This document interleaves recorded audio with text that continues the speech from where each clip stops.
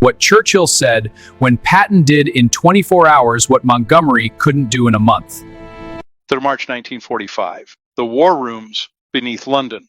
Winston Churchill stands over a map of Germany, cigar smoke curling in the dim light. His eyes are fixed on the Rhine River, the last great barrier between the Allies and the heart of the Third Reich. For weeks, he's been waiting for Field Marshal Bernard Montgomery to launch Operation Plunder, the most meticulously planned river crossing in military history. 1 million men, 4,000 artillery pieces, months of preparation. But then a telegram arrives. Churchill tears it open, and his face goes white. The message is from General George Patton, dated 24 hours earlier. 4 words that will echo through history. Without benefit of aerial bombing, Churchill quipped that Patton achieved in just 24 hours what Montgomery couldn't do in a month. The situation demands our utmost resolve. Indeed, sir, we are prepared. Then we proceed.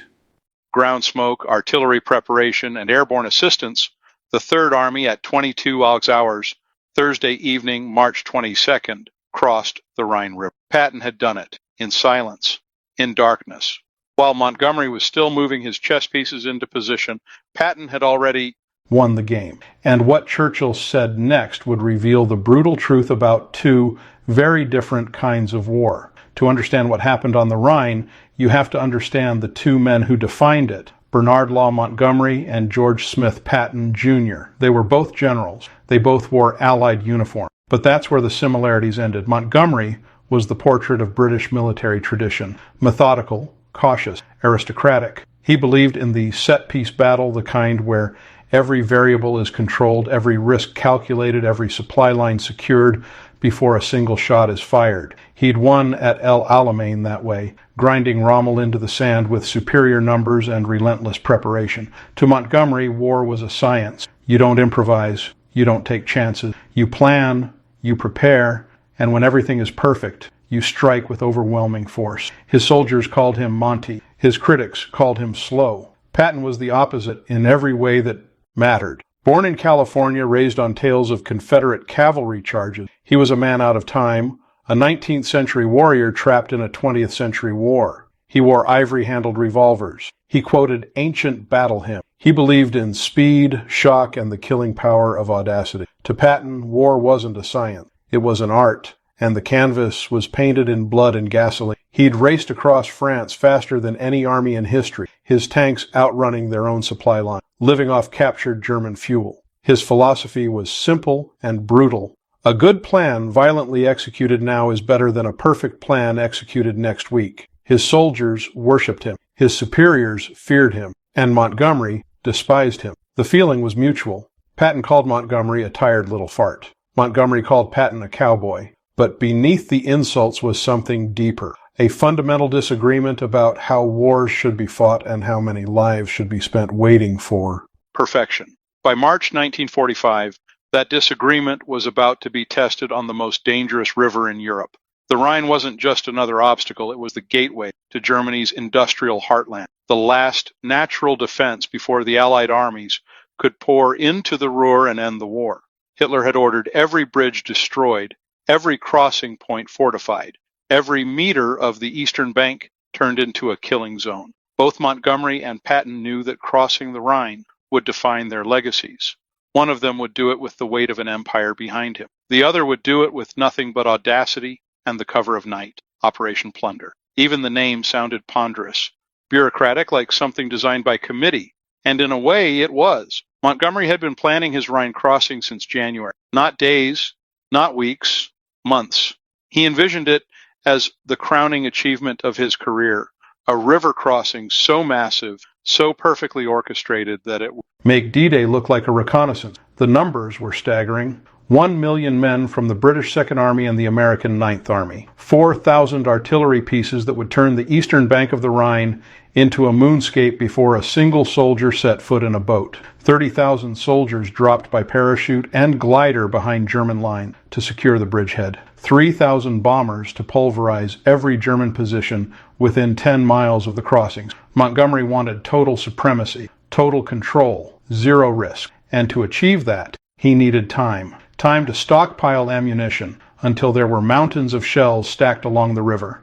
Time to rehearse every movement until his soldiers could cross in their sleep. Time to build the massive bridges that would carry his armor into the heart of Germany. Churchill watched this buildup with growing impatience. Every day of delay was another day for the Germans to reinforce, another day for Hitler to move divisions east to face the advancing Soviets, another day that the war dragged on. Eisenhower, the supreme Allied commander, was equally frustrated. He'd given Montgomery the Rhine crossing as a concession to British pride, but he was beginning to wonder if Monty would ever actually cross the... By mid-March, the waiting had become unbearable. Montgomery's target date was March 24th. Everything would be ready by then, every gun in place, every boat accounted for, every risk eliminated. The buildup was visible from miles away. German reconnaissance aircraft flew over daily, photographing the massive supply dumps, the artillery parks, the camps filled with soldiers. There was no element of surprise. The Germans knew exactly where Montgomery would cross,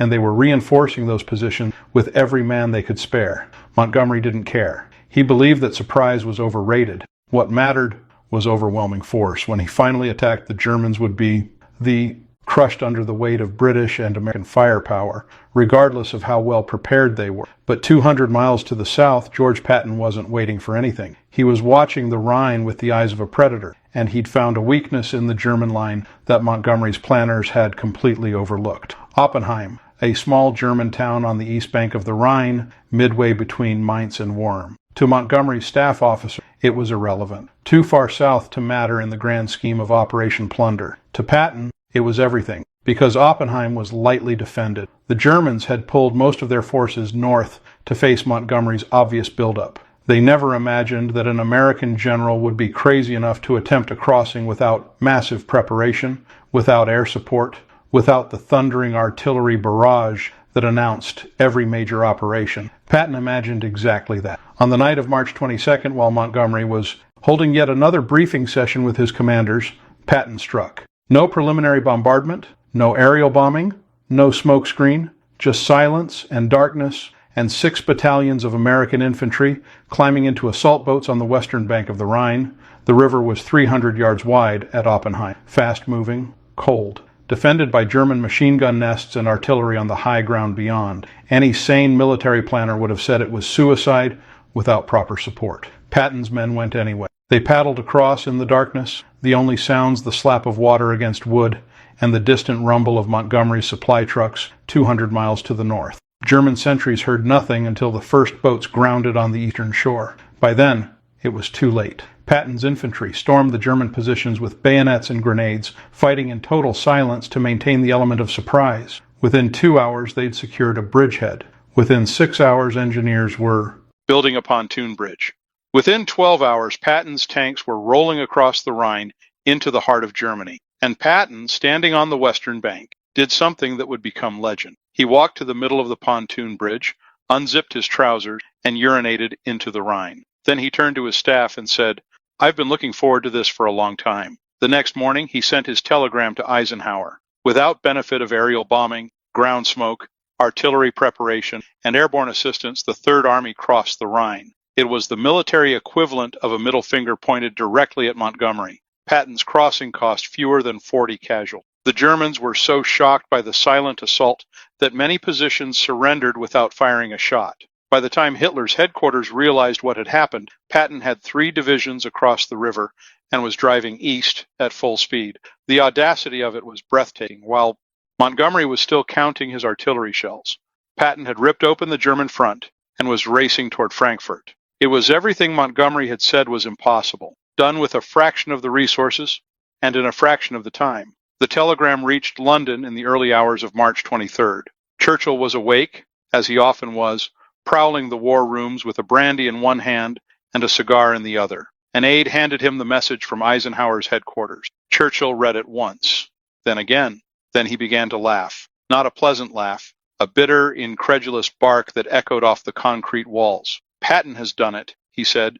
"The mad cowboy has actually done it." He looked at the map, at the pins marking Montgomery's vast buildup north of the Ruhr, at the supply dumps and artillery parks and airfields stuffed with bombers waiting for the order to attack. All of it still waiting, still preparing. While Patton was already across, the implications were devastating. For months, Montgomery had insisted that a Rhine crossing required massive preparation, that anything less would be suicide, that only a fool would attempt it without overwhelming force. And now, Patton had proven him wrong. Not just wrong, but catastrophic, humiliatingly wrong. With a handful of boats and no artillery preparation, Patton had achieved in one night what Montgomery hadn't managed in a month of buildup. Churchill's mood darkened. He dictated a message to Montgomery, and his words dripped with sarcasm. "The enemy had the pleasure of catching us unprepared," he wrote, referring to Montgomery's continued delays. And then, more brutally, "One small American unit has crossed the Rhine with ease while we are still massing." The British High Command was in shock. Montgomery's entire strategy had been built on the premise that the Rhine was impregnable without massive preparation. Patton had just proven that premise false in the most public way possible. When Montgomery finally launched Operation Plunder on March 24th, it was everything he'd promised. 1,000 guns firing simultaneously, waves of bombers turning the sky black, paratroopers dropping behind enemy lines. It was magnificent.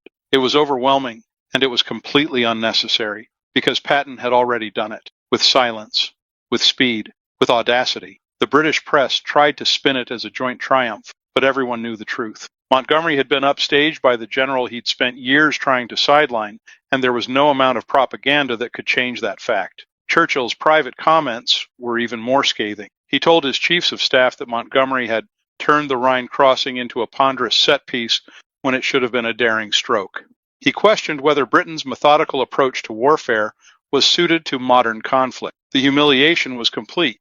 Montgomery's crossing succeeded, but it would forever be remembered as the operation that came second. Patton had stolen his thunder, his glory, and his place in history with one silent night on the Rhine. History remembers the Rhine crossing as Patton's finest hour and Montgomery's greatest humiliation. But it was more than just a clash of egos or a race for glory. It was a fundamental lesson in how wars are won and how lives are saved. Montgomery's approach seems safer on paper. Wait until you have overwhelming force. Eliminate every risk. Strike with such power that victory is inevitable, but safety has a cost. Every day Montgomery waited was another day for the Germans to prepare, another day for them to reinforce their positions, lay more mines, dig deeper bunkers. When Operation Plunder finally launched, Montgomery's men faced a fully prepared enemy. The casualties, while acceptable by military standards, were higher than they needed. Patton's approach was the opposite. Strike fast. Strike unexpectedly. Don't give the enemy time to think.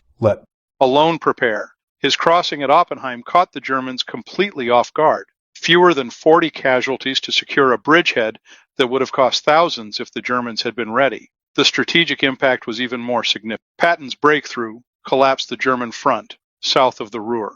Within days, his Third Army was racing across Germany, liberating towns faster than the maps could be updated. The German defenders, expecting the main attack to come in the north with Montgomery, were caught completely out of position. Montgomery's attack, when it came, met stiffer resistance precisely because it was expected. The Germans had concentrated their best units in the north. They'd fortified every position. They'd prepared for exactly the kind of set-piece battle Montgomery wanted to fight. Churchill understood the lesson. In his post-war memoirs, he wrote about the Rhine crossing with barely concealed frustration at Montgomery's delays. He never explicitly criticized Monty in public, but his praise for Patton's boldness and initiative spoke volume. Eisenhower drew his own conclusions. After the Rhine, he increasingly gave the decisive missions to American commanders who shared Patton's philosophy of speed and aggression.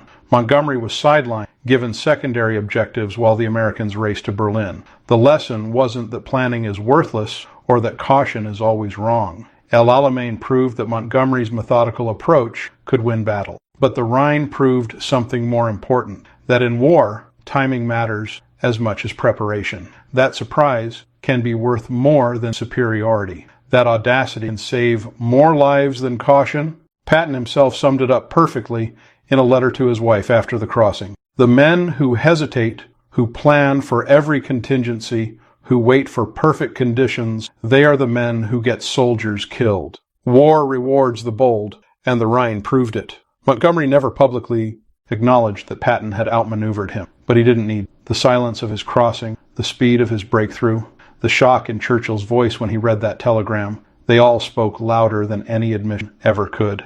In the end, both men crossed the Rhine. Both contributed to Germany's defeat, but only one of them did it in a way that changed how the world thinks about military leadership.